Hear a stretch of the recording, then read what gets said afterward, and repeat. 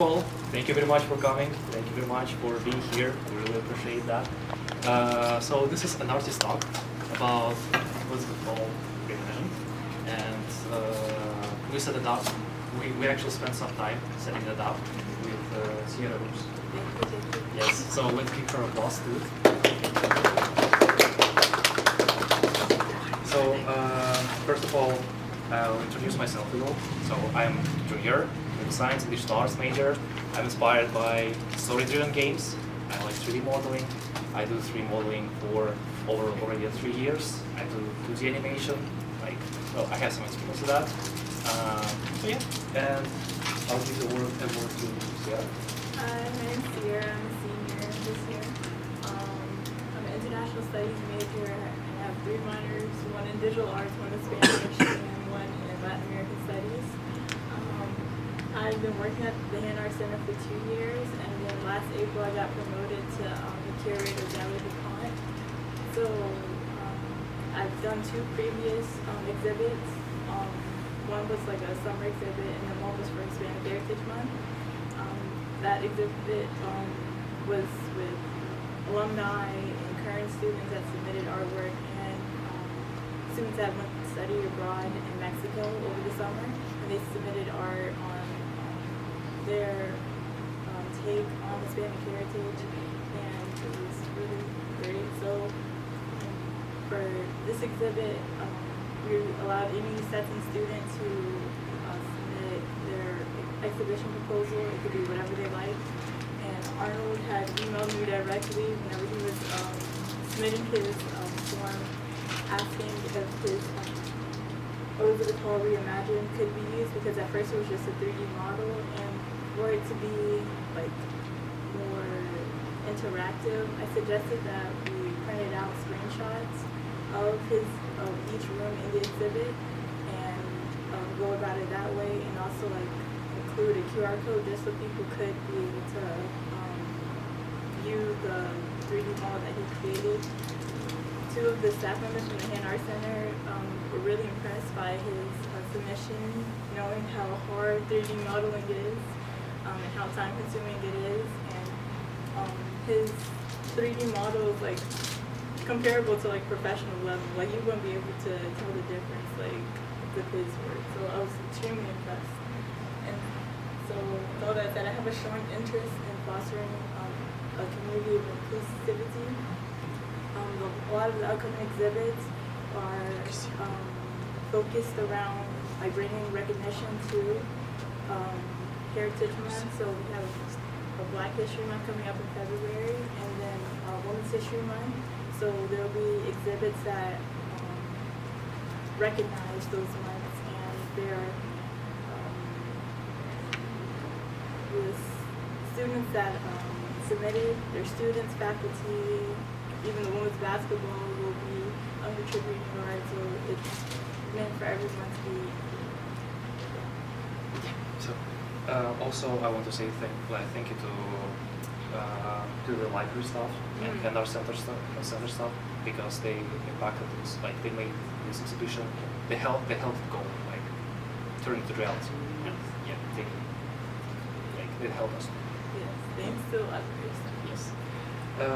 So now we will dive into exhibition. To the main idea. Yeah.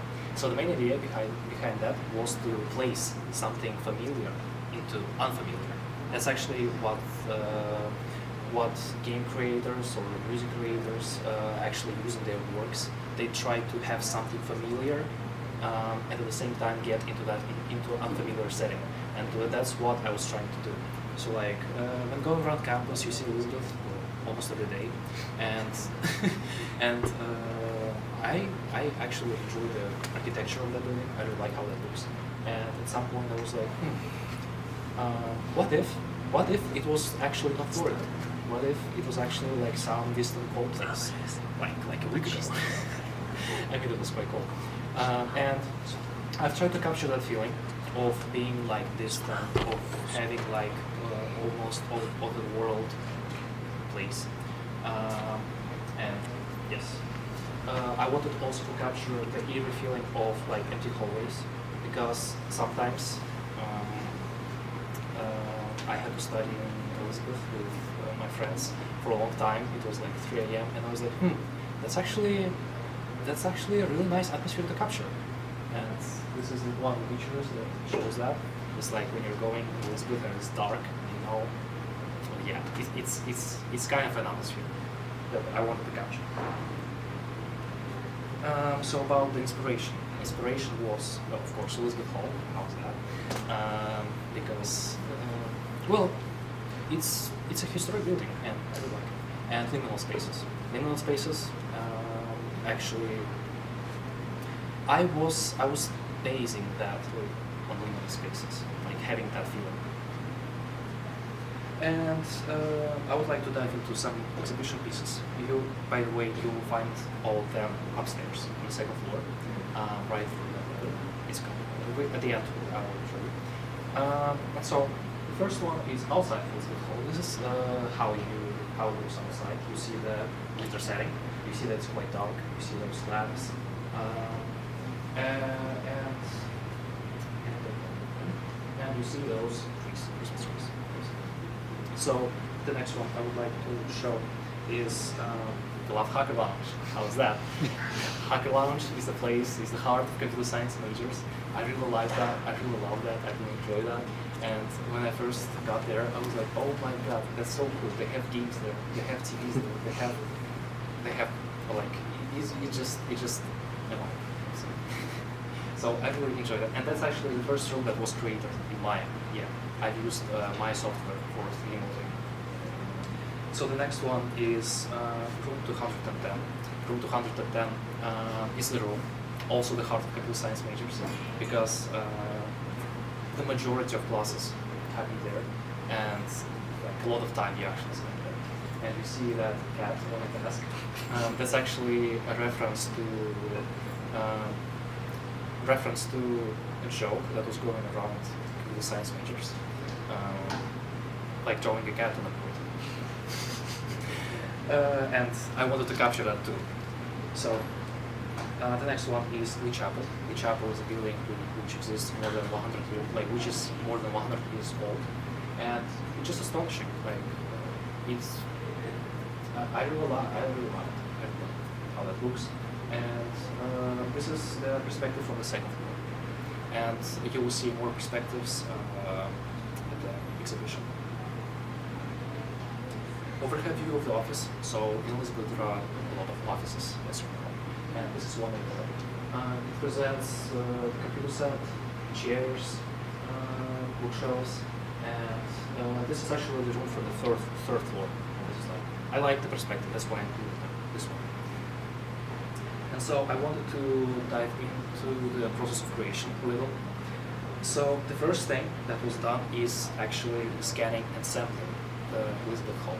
So it was the least time-consuming part, because you basically go around Elizabeth and you use I use an app in this case just to see to have the reference of how big it is, because sometimes it's hard to get the proportions right, and that's why I use the scanning app for that. This is room 210, by the way, and it was the easiest part of that.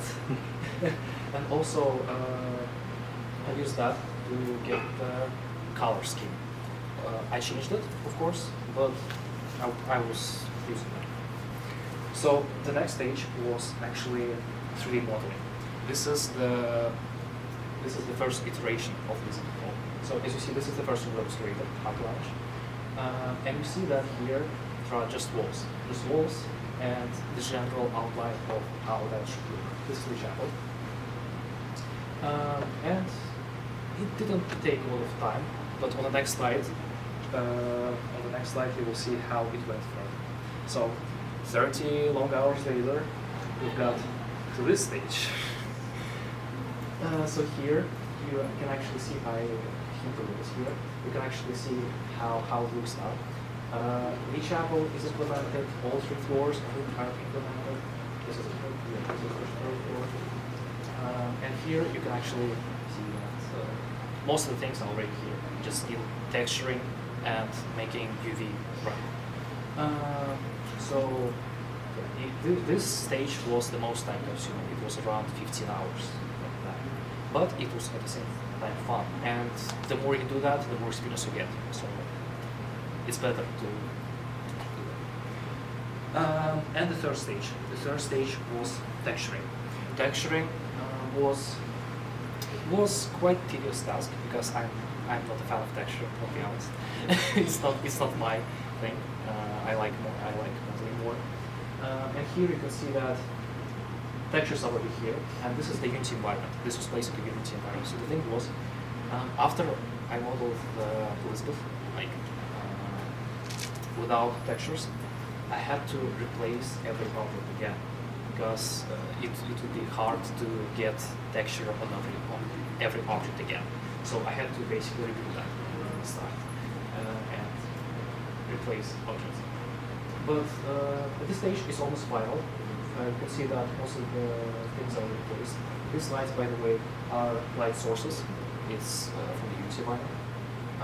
And well, this is almost the final product.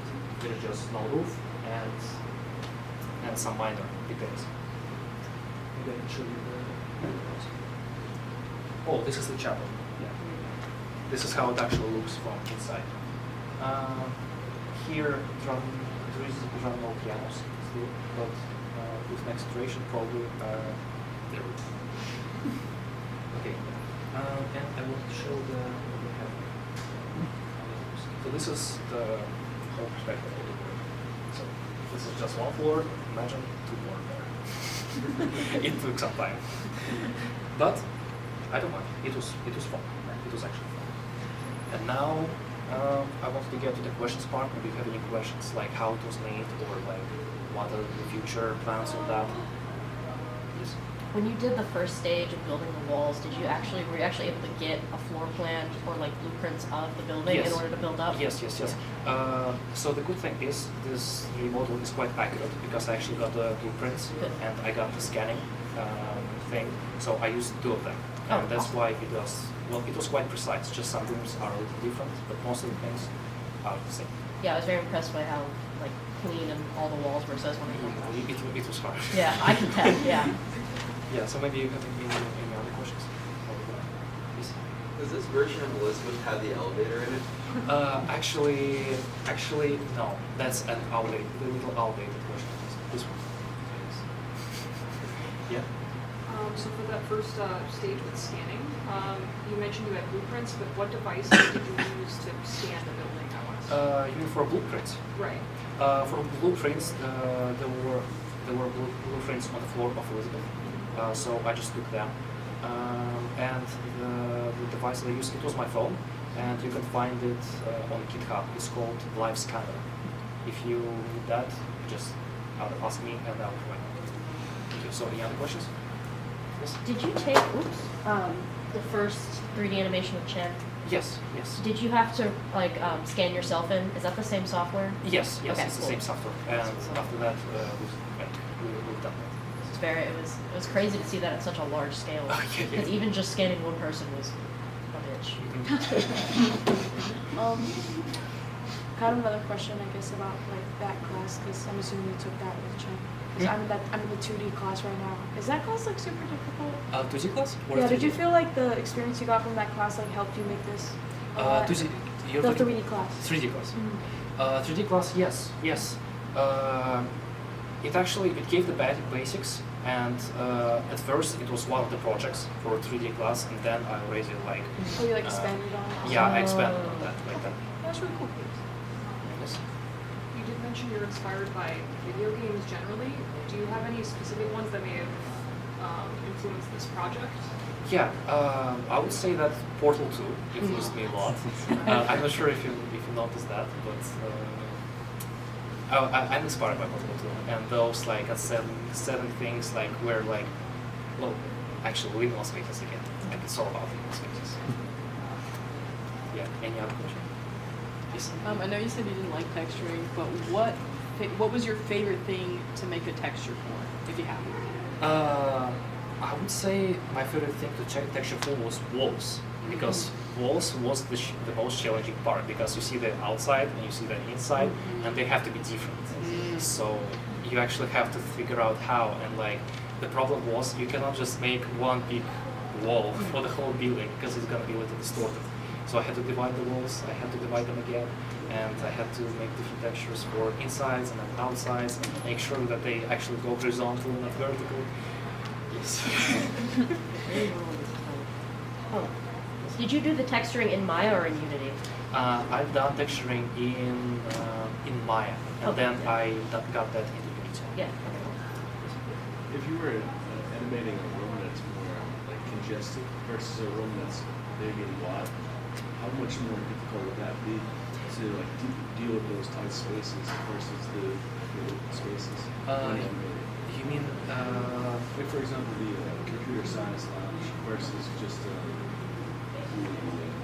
hall. I forget what it's called. Lead chapel. Yeah. you mean bigger rooms versus smaller rooms? Yeah.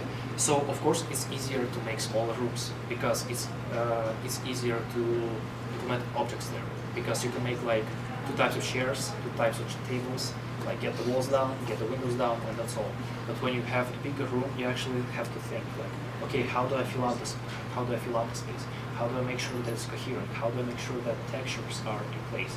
Because you have to balance out those things a little bit more. Because for example, for Lee Chapel, it wasn't that problem, but it's harder to also make it symmetrical. That was also the problem. But to actually make sure that it looks nice, because like after some time of working on that, you actually like your brain just stops noticing that, and the next day you go into the lab and you're like, why did I do that? Yeah, that happened a lot with that. Yes. Any other questions? Those columns in Lee's Chapel were very impressive. Would you say that you had a hard time with those, or? Yeah. Actually, these columns were the most tedious task with the chapel, because I actually went to each chapel to get those columns. I had to take a photo of them, and I was referencing them as much as I could. But like, I've tried my best. No, they look amazing. I can't even imagine how much effort that took. Yeah. Anything else? No? Okay. So I want to say thank you for coming for the exhibition. Yes, and spending time here. I would ask you to come upstairs to the 2nd floor to see the actual like exhibition, and that we did sit down with Sierra. And yes, thank you very much.